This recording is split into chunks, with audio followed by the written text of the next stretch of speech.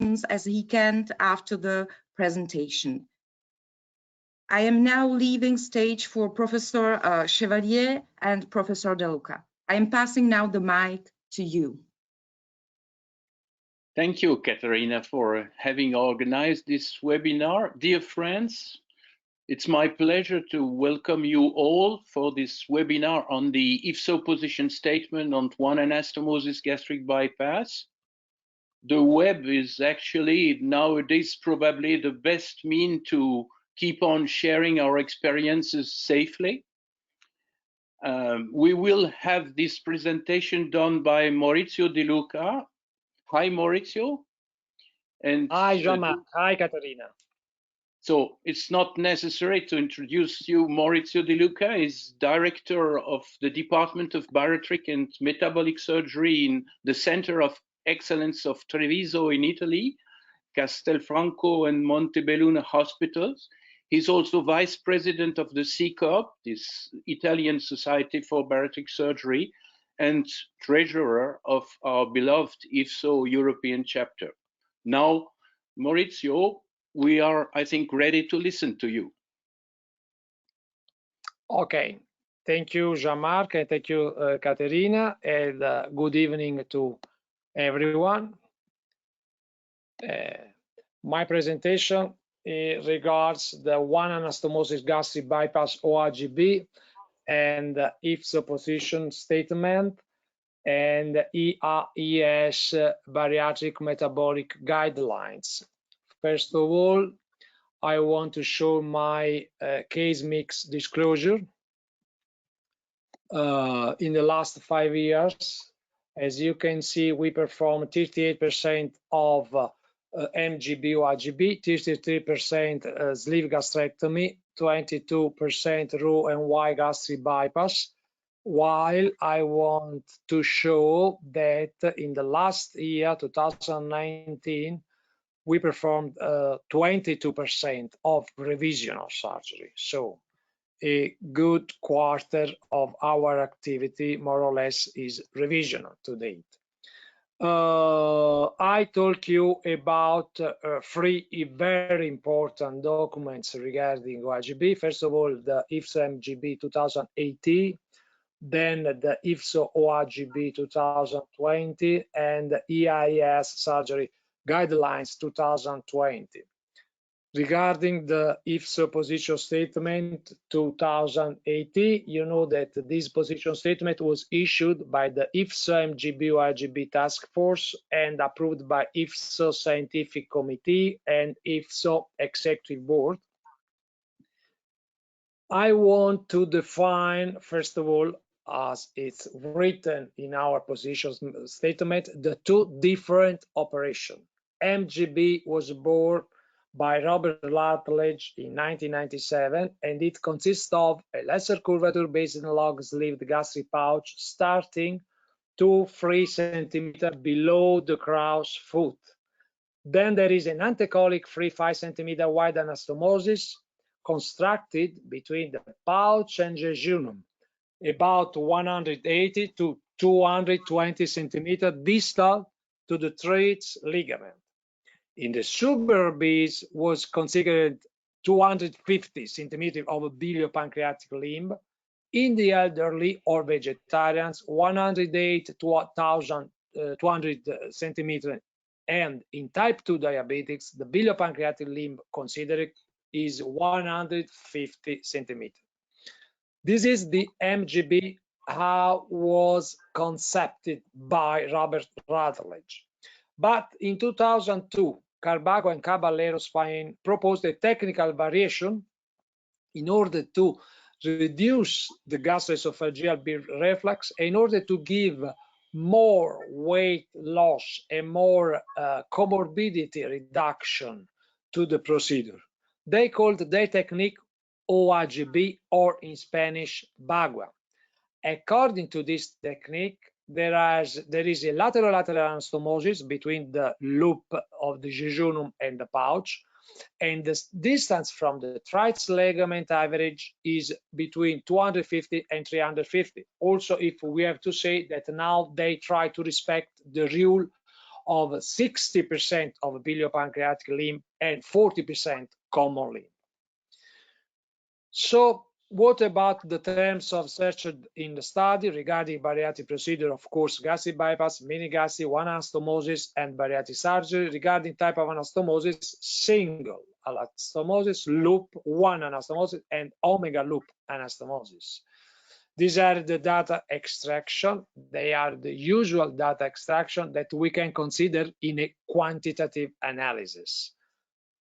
And regarding the operative technique, we show that there is, considering the pouch and bougie sites, the description of the starting point for gastric stapling varied in different studies. This is heterogeneity, very important for us in order to write a position statement.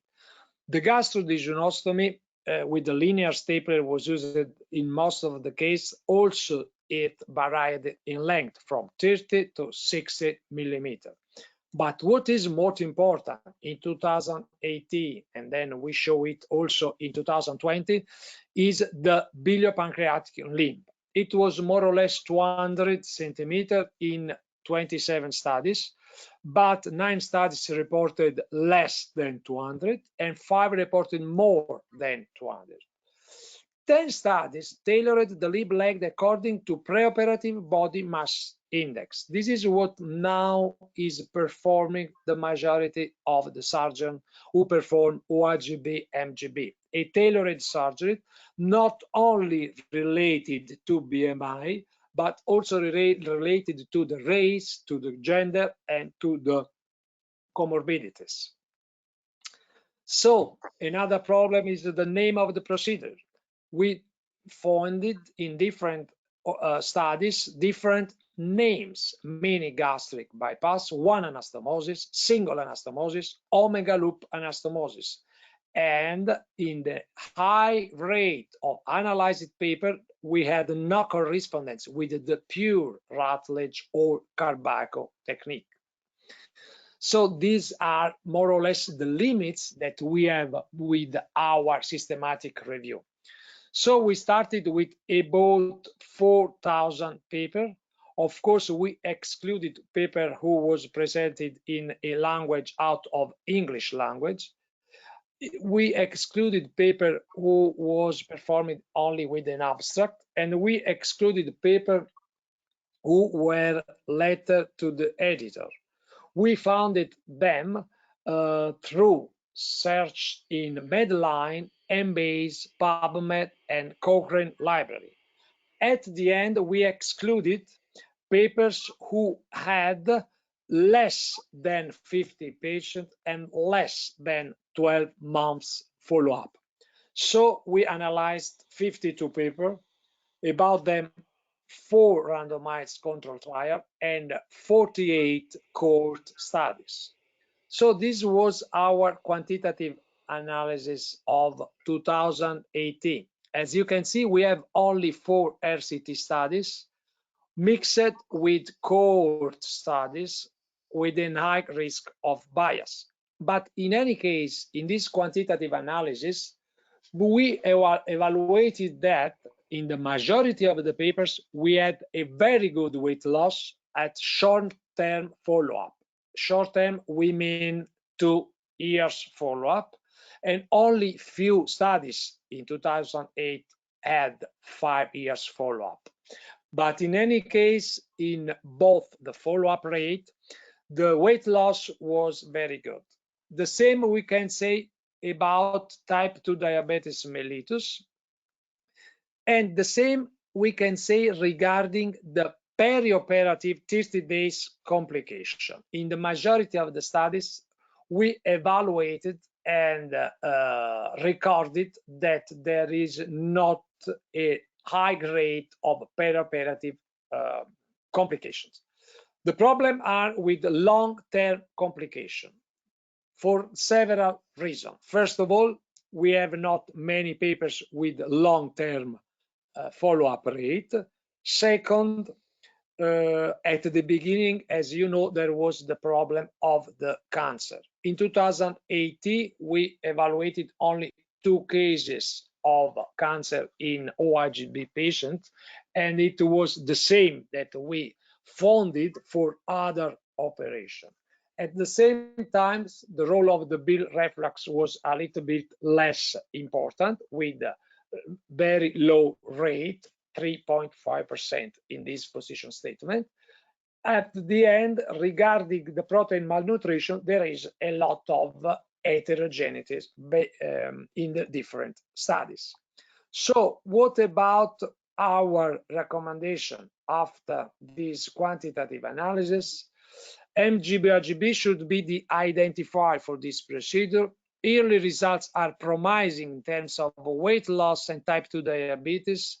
Bile reflux is either underreported and does not seem to be a major issue.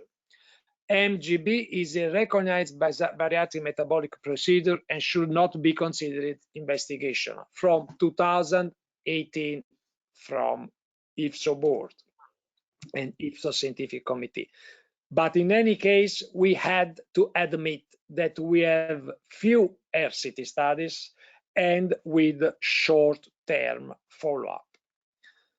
Now, regarding the new IFSO or OAGB position statement, of course, the data are not published, but it is wanted also in this case. It is issued and not again approved by the IFSO scientific committee and the IFSO executive board. And this is our flow chart. The PRISMA flowchart started from December 2017. It was the end of the previous flowchart regarding MGB or OAGB, searching in Medline, Embase, PubMed, and Cochrane library. In this case, we started from 354 studies, and also in this case, of course, we excluded papers with that not English language, papers that were not focused on bariatric metabolic surgery, paper with which were presented as letter to editor or insufficient follow-up. And at the end, we individuated a total of 37 studies for the quantitative analysis and 17 studies, mainly systematic review and meta-analysis, for the qualitative analysis. Also in this case, the number of RCT are few. In this case, we have 6 RCTs, better than before, but there is again the risk of bias. But in this case, in this position statement, in this quantitative analysis, we evaluate that weight loss achieved was very good at 5 years, so medium follow-up, and in some cases also 10 years, so long follow-up. Then we have a very good rate of remission of type 2 diabetes. For some papers, we evaluated hypertension, OSAS, and dyslipidemia. And considering comorbidities, the results for this operation also for a middle term follow-up, I mean 5 years, is very good. At the same time, the perioperative complications are about 0.5% in the overall studies. At the end, regarding the biliary reflux, we evaluated, then we have at short-term follow-up, I mean 2 years, 3.43% of the total number of patients with reflux, and 1% of patients were reoperated for a Roux-en-Y gastric bypass. So at the end, analyzing about 7,000 patients, 1% of them was reoperated on of Roux-en-Y for intractable bile reflux. So this is one more thing that we can add to our knowledge regarding OAGB. Second, we have the huge problem of malnutrition, because in different studies, malnutrition was interpreted as hypovitaminosis, in other case as deficiency of iron, in other case as anemia, but only in few cases it's well interpreted as deficit of prealbumin and albumin related to a physical condition. So there is no homogeneity regarding malnutrition. At the end, we can see that it varies from 4 to 7% at 2 at 5 years. It's not well described, the treatment. It could be a nutritional treatment, it could be a drug treatment, it could be a surgical treatment. It's not well defined in different studies. So we have an heterogeneity in this case, but it is, in my opinion, a problem because there is a little bit confusion on this topic, and we should be more care about this topic. Regarding complication long term, we have talked about it. Regarding surgical technique, something better because there is more homogeneity regarding the gastric pouch. There is more homogeneity in the studies regarding the gastrojejunal anastomosis. There is less homogeneity regarding the biliopancreatic limb. Also, if I have to say that the majority of the surgeons apply a tailored surgery. So they don't consider a poor Carbaco technique, they don't consider a pure Rutledge technique, but they consider a biliopancreatic limb related to the BMI, as we told before, to the gender, race, and comorbidities. This is the end of the quantitative analysis, and on the other hand, we perform a qualitative analysis, who was built mainly with meta-analysis, Delphi rounds, and systematic review. And also in the evaluation of this analysis, of course, these are not part of our previous conclusion, but also in the evaluation of these papers, we established, we considered, we registered at the end that the perioperative problems are not so good, weight loss is good, comorbidity reduction is good, but the bill to pay to date is the malnutrition at 2 at 5 years. So we have to consider it, and in my opinion, this is only my opinion, we should consider a tailored surgery. At the end, I should talk about the European Association Endoscopic Surgery Bariatric Metabolic Surgery Guidelines. Of course, also these are unpublished data. This is a very, very rigorous methodological system to elaborate guidelines. We suffered a lot for it. It is performed through the grade system, starting with the interdisciplinary group developing then PICOS, searching literature, synthesizing data, appraising certainty of evidence, giving the interpretation of the studies, developing a recommendation after different Delphi rounds. The last three phases are inserted in a model, in a structured model whose name is ADAPT. So first step, to individuate the PICOS. So for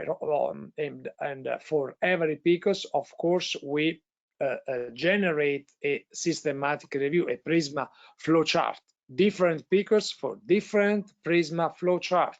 Consequently, the papers evaluated were elaborated, and for every group of evaluated paper, we established different box plot in order to define the odds ratio of comparison of the different procedures.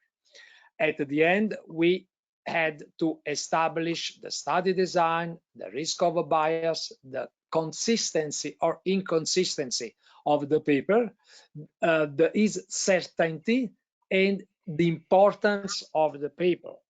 After that, considering different parameters of judgment, we had to define all together in a Delphi round, more than one Delphi round, I have to say, the summary of the judgment. I was involved in the topic 1, indication to surgery, and in topic 4, one anastomosis gastric bypass, meaning for one anastomosis gastric bypass, MGB, OAGB, and SADIS. So regarding the topic 4, one anastomosis gastric bypass, we had 2 PICUs and we elaborated 2 flow charts. First for MGB, OAGB, and second for SADIS. Regarding MGB, OAGB, we performed 2 meta-analyses of RCT studies.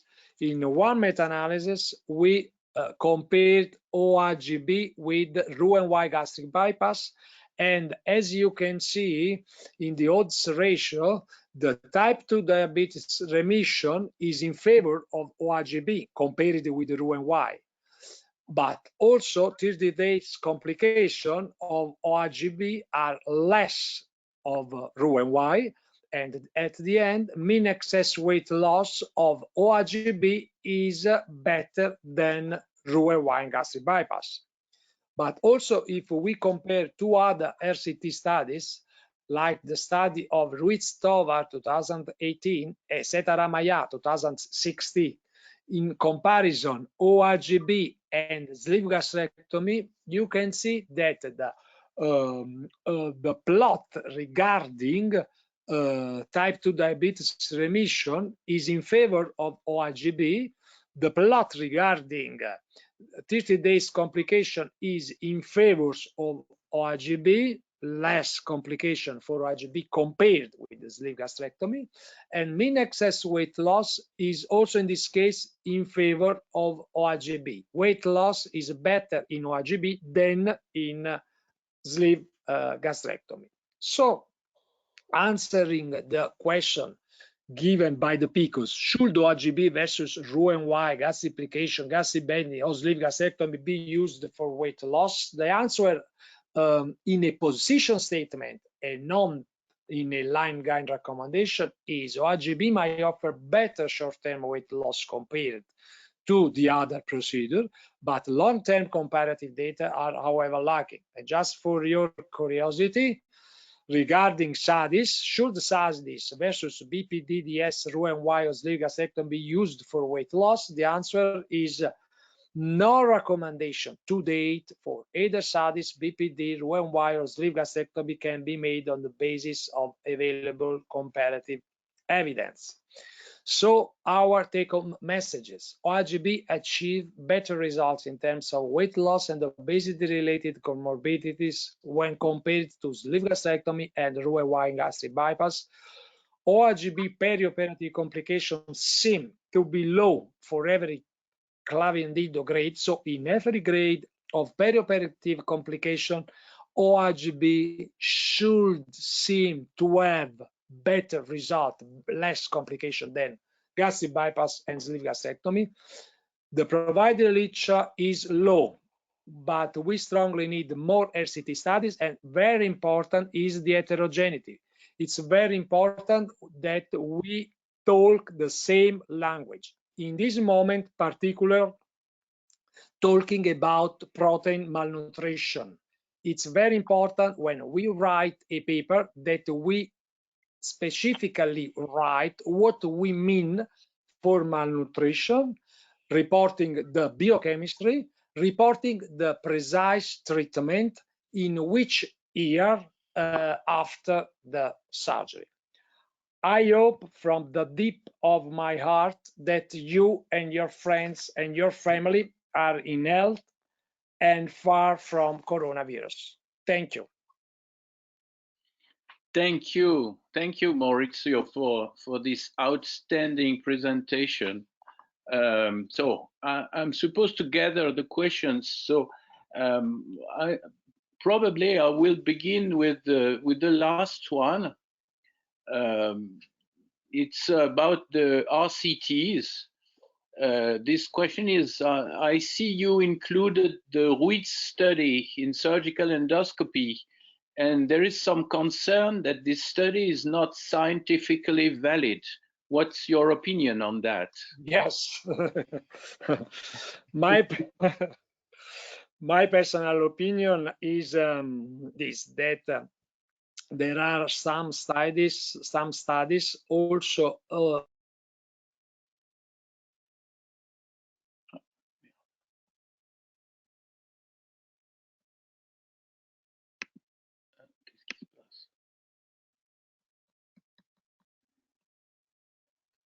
Wow.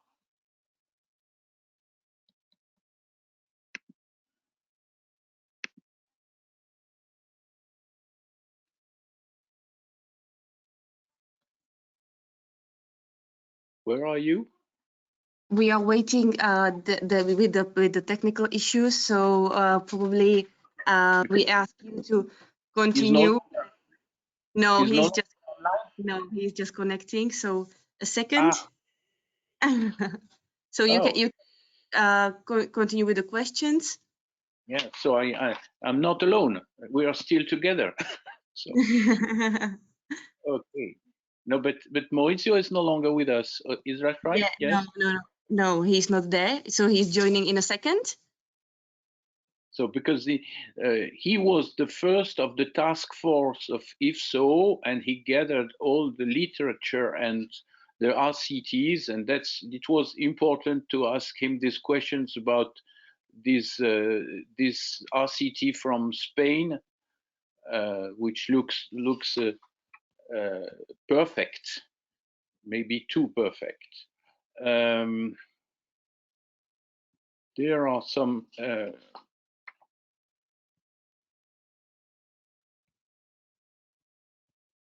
other technical questions, but I must wait for him for this, because I think we can speak for the technical aspects, and then we'll speak of the bile reflux and the malnutrition problem. Okay, that's perfect. So I will ask in the meantime the attendees, if they have any other question, feel free to ask, and we will wait for the presenters to be able to answer all the questions. Mm-hmm.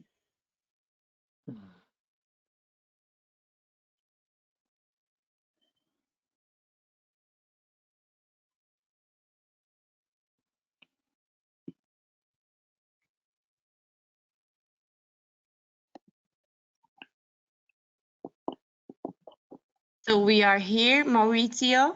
Are you still with us? I see you. I apologize for the connection. I don't know what happened, because I keep my connection, but I lost the connection with the webinar. In any case, Jean-Marc, I don't know if you go ahead with the question, but your question is a very, very important question regarding some studies that are also randomized control trials. In my personal opinion, there are some studies too perfect, okay, too precise, in my opinion. And this is the difference that we adopted in the EIS methodology and in a normal systematic review.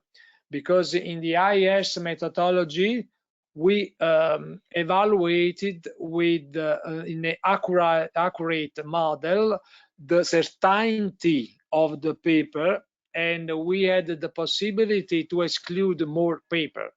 Of course, in a systematic review, we should consider more paper, of course, that have a sort of homogeneity each other, but we have not the severe methodology that excludes some of them. This is the limit of a systematic review compared with a grade method of a line guide. Okay, thank you. Thank you. There is there are some questions about the bile reflux, and the first question is a bit the difference between the MGB and the OAGB. The question is like this. Rutledge always claimed that MGB improved reflux. What is the rationale for Carbajo to address the bile reflux issue with their technique? In fact, what's the difference between both technique, and is there less reflux with the Carbajo technique than with the MGB? What's your opinion about that? My opinion, you know my opinion, because we talk about it from several years. Of course, Rutledge, the original technique of Rutledge, considered a terminolateral anastomosis, also if it is not a pure terminolateral, while Carbajo considered a lateral anastomosis, and Carbajo Caballero had also some anti-reflux stitch upper on the superior part of the anastomosis, and then they apply also some stitches on the efferent limb, common limb, and the duodenum. All these things should reduce the biliary reflux. But as you perfectly know, we are not too much interested to biliary reflux in the stomach, but we are very much interested to the reflux at the esophagus. So it's very important in both the case to have a long and narrow pouch in order to avoid the biliary liquid at the esophagus. Then, in the same time, I have to say that there is a sort of confusion regarding biliary reflux and regarding the expression of the symptoms, because many patients confuse the reflux of food with the reflux of bile, and of course not the patients, but mainly the doctors.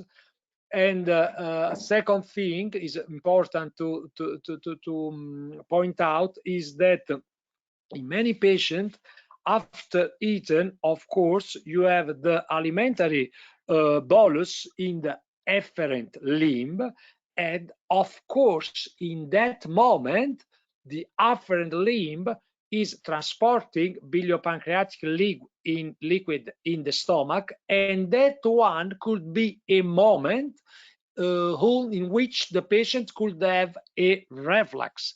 But if that patient goes to bed 2 hours later, or try to eat more morbid or liquid food in the evening, maybe that reflux disappear, like in most of the cases. Okay, but the truth is quite that it's so different between the MGB and the Carbajo technique with the different measurements, so that sometimes it could be confusing. But it's true also that you show that the bile reflux with the OAGB is quite rare. It's only 1% reoperation. Yes. In the long term. So, yes. But we have also some questions about that. Now the questions are coming. This one, sometimes bile reflux in one anastomosis is significant and suddenly disappeared. I hear you. And affecting patients' life. What is your experience in selecting patients preoperatively for OAGB versus Roux-en-Y? Okay. Because of reflux. We are still in the reflux topic. Yes. I have to say that I have to say that I believe that weight loss give a very important help to reduce bile reflux, first of all. And second, if we have a long pouch and a narrow pouch, the biliary reflux is not important. In any case, when I have a patient with preoperative biliary reflux, in terms of symptoms with no esophagitis or grade A esophagitis, I know that is not considered to date to give an indication for MGB, for an OAGB, but I performed several cases and I saw that the majority of patients reduced their bile reflux after OAGB, also if they had preoperative symptoms. Of course, I follow particularly these patients also with AGDS, and I don't see difference in terms of esophagitis. I have only few patients, 11 patients to date. So, to date, a patient, in my experience, if I have a patient with a bile reflux with esophagitis B or C, of course, I strongly suggest and indicate Roux-en-Y gastric bypass. With esophagitis grade A, like the Conference of Lyon considered not a true esophagitis, I don't exclude OAGB. Okay, thank you very much. So we have a lot of questions about the total limb length, and somebody wrote that protein deficiency is a real problem. So how do you deal with the total size of the small intestine? What percentage do you use to perform the anastomosis? Okay, if I have a patient with a low BMI, I mean less than 45, in that patient, I perform a biliopancreatic limb of 150 centimeter. If he has not big comorbidities, and in that case, I don't perform the measurement of the entire weight loss. But if I have patient with a higher BMI or also less BMI but remedial surgery as a reoperation, in that case, after a failure of a sleeve gastrectomy, of a gastric banding, where I have lost the restrictive action, I need to point out my operation on more malabsorption. So in this case, I consider to do a longer biliopancreatic limb, but in order to do a longer biliopancreatic limb, I measure the entire small bowel. And I consider also 250 till 350 centimeter, like classic OAGB. So in case of reoperation, you tailorize the length of the pancreatic limb. Okay. Quite often, yes, quite often, because I consider that the new operation, in the new operation, I have lost the power of the restriction in a reoperation. And we certainly know that because in the previous position statement 2018, we wrote it, I didn't talk about it, that there is a different weight loss and comorbidity reduction if the OAGB MGB is a first operation or is a second operation. Particularly in the second operation, the weight loss is less. So another one suggests to measure the entire intestinal length anytime and perform the anastomosis at 1/3 of the total length for any patients. What do you think of it?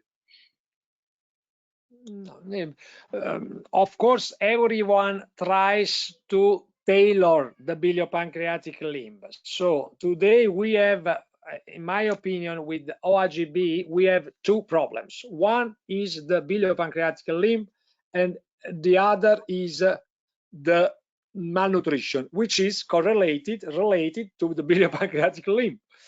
So, in my personal opinion, is that we cannot standardize it. We have to tailor the biliopancreatic limb according to BMI, race, gender, comorbidities, and first or second operation. This is my opinion, but it's a personal opinion, of course, to tailor the biliopancreatic limb. So it's difficult to say 150 for everyone. It's not right. It's difficult to say 300 for everyone. In my opinion, it's not right. But in any case, I strongly suggest to measure the entire small bowel. Also, if you are less than 150, is not important, because we know that are not registered cases of entire small bowel less than 4 meters. So we are in a safe zone when our biliopancreatic limb is less than 150. If we are more than 150 biliopancreatic limb, of course, we need to measure the entire small bowel. It is sure that 2 meters BP limb for everybody could be, in some rare cases, dangerous. And that is why we studied 1 meter 50 if the preoperative BMI is under 50. It's exactly what you say. It's according to the BMI. And if you reoperate, you must measure the total limb length in case of reoperation. I completely agree with your message. It's very important. So we have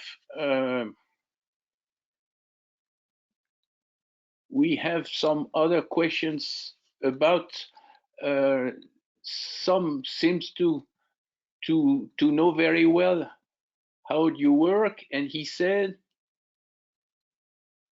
where is it? Some symptoms? If I am not mistaken, you perform approximately the same number of sleeve and 1 anastomosis bypass. What are your indications to choose one or the other? This is a very, very difficult question, as you know. Of course, if I have a very young woman who wants pregnancies, I prefer a sleeve gastrectomy. If I have an important smoker, I prefer sleeve gastrectomy. If I am a person who likes alcohol, I prefer sleeve gastrectomy. In the other case, I prefer OAGB, or if reflux, Roux-en-Y gastric bypass. Mm-hmm. And so, and there is another question which is in the same do we need endoscopy after a 1 anastomosis bypass to survey the patient? Yes, because we don't. We perform. Okay, we are involved in different studies. In patients who are for the patient who are involved in the studies, we perform routinary endoscopy after the operation. But in the other patient, we perform the first endoscopy at 1 year and then at 3 years. Okay, good. So I wanted to part the questions, but one arrived a little later. It's on its technical aspect. What is important? Is it for suppose the deficiency or bile reflux? Is it the length of the bowel? Is it the stoma size, or is it the width of the stomach pouch? I didn't understand. These technical aspects are related to what? To bile reflux? No, I didn't understand the question. Related, it depends. It could be related to nutritional deficiency or to bile reflux. Let it part in two parts. For the stomach, first question, we always hear that the stomach pouch should be long enough. What about the width?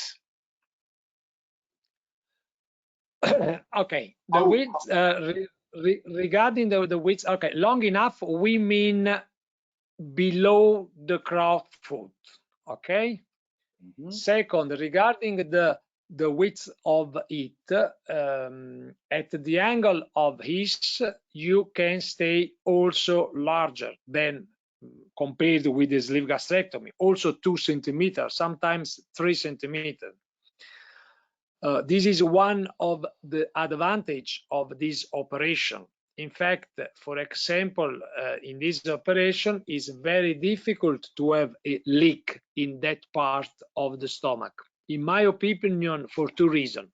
One is related to the distance that we assure at the angle of this, and the other is related to the gastrojejunal anastomosis, which give a gastric pouch with low pressure.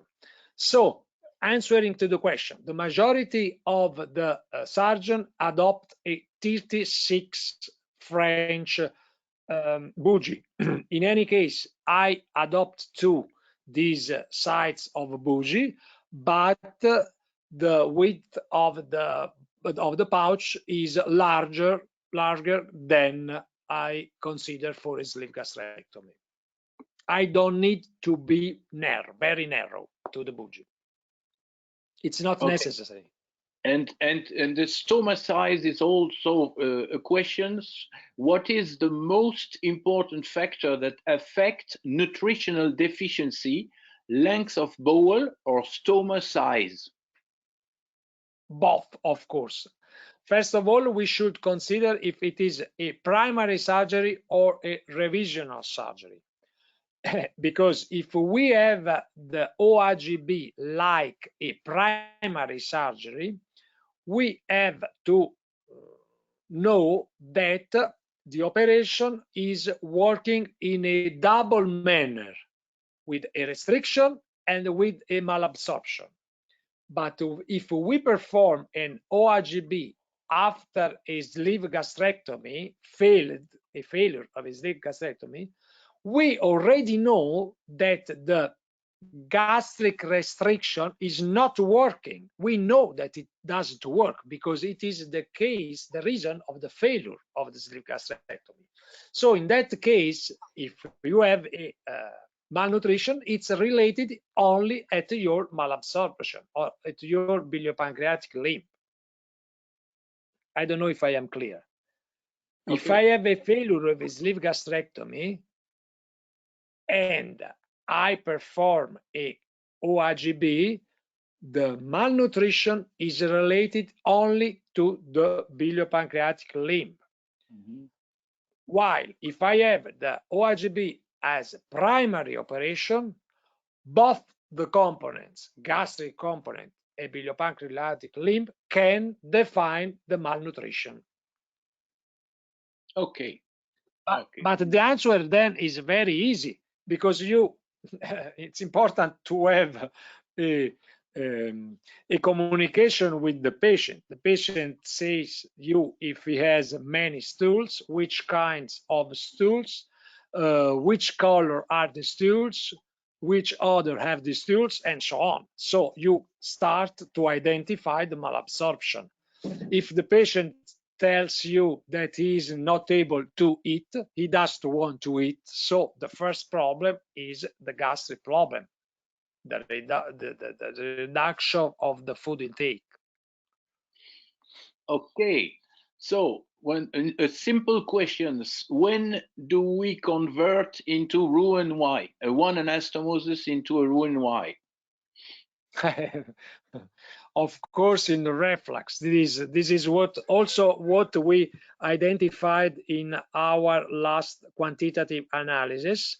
I told you that we had 1% of patient that required operation in Roux-en-Y for biliary reflux. This is the main reason, biliary reflux.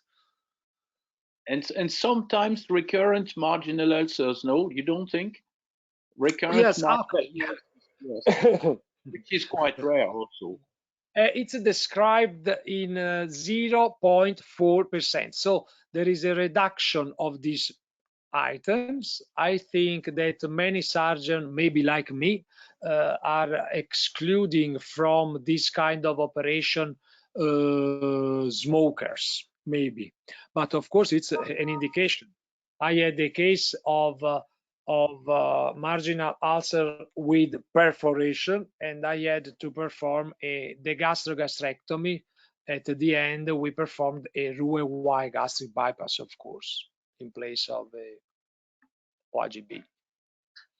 Okay, okay. So there is one question on the technique of our friends Rui Ribeiro from Portugal. They say, do you think the Ribeiro technique Rui. can be considered as an OAGB? Because Ribeiro technique is 2 anastomosis. So Yeah. is it, because it's often classified as the 1 anastomosis, but is it should be or not? What do you think? But I didn't understand the question of Rui. What did he say? What did Rui say? Do you think the Ribeiro technique can be considered 1 anastomosis bypass? There are 2 anastomosis. Yes, there are 2 anastomosis. So that's why. I don't know. I like his technique. I like, and it has a good rationale.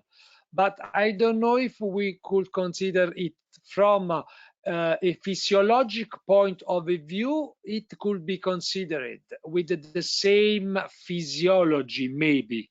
But if I talk like an IFSO member, I have to say that IFSO tries to give a nomenclature of the operation. So if you want to give a semantic answer, we should say that the operation of Rui could be considered a 1 anastomosis. That's true. That's in the true. attempt of giving a classification. So, and this question is difficult in redo after mini bypass. If the patient suffers for weight regain, is it an option to put restrictive solution by putting a band? Also, I am a little bit afraid from severe malabsorption if elongating the BP limb, says the question. Yes, of course. Of course, it depends on the situation. If you have a weight regain after OAGB, it's very important an interview of the patient. Of course, if the patient tells you that has symptoms of malabsorption, we should insist on a further malabsorption. But if the patient tells you that he has not more soft stool, he has not the malodorant stool, we can understand that the malabsorption maybe isn't enough for that patient. So in that patient, we could insist for a further malabsorption. Of course, there are also restrictive alternatives, which are gastric banding, which is endoscopy, application, or resleeve of the gastric pouch. Yes, we have different options in case of weight regain after OAGB. But first of all, we have to establish if to insist on the malabsorption or on the restriction. It's very important to understand this. So the patient help you. The patient helps you in this. we had better results recutting the pouch, a dilated pouch, than putting an adjustable band on it. The results were better when it's dilated. It's true. Yes. So we have. I think there could be much more questions, and maybe we can answer to these questions after the webinar by mail or something like by that. private email. So I am happy. It means that the session is interesting. This is what I think. It's an interesting topic. So thank you very much. Maybe well, it will be time to close the session. I just wanted to add one information which is included in the recent article published in Obesity Surgery this month by the past president of IFSO, Almino Ramos. There has been, as everybody knows, an international consensus organized by IFSO in Hamburg last year in July. 52 experts from all over the world, including United States, voted with at least 70% consensus for 65 out of the 90 questions. For example, two informations: 86% agree that one anastomosis should not be considered as a carcinogenic procedure, and 96% agree that a BP limb of 200 centimeter or longer may increase the risk of protein calorie malnutrition. But of course, you can find all the questions in the article in the March issue of Obesity Surgery. And to answer to one question, we have sent a letter to the editor of the surgical endoscopy that will be published, signed by several of us IFSO world presidents and other authorities, questioning the scientific sound basis of the Ruiz-Tovar's paper. So that must be said. So Katerina, I think we can close now the sessions. Of course, I think all the audience and of course we must all thank Maurizio for this outstanding work. And thank you, Jean-Marc. Thank you, Katerina. And we thank also Juan Pujol and Catalin Copaescu, who were the leaders of this project, of course. And congratulations. And I give the word back to Katerina to end the session, speak of the recording and the survey. Okay, thank you very much. Thank you to all of you, I mean the webinar team. And dear audience, thank you for joining us this evening. We hope you really enjoyed it. You will receive the recording of tonight's webinar and a feedback form in your email. Please fill this out as soon as you can so that we can estimate your satisfaction level and improve our services for next time. Take care and have a great time. Thank you very much. Bye. Thank you. Thank you. Bye. Thank you.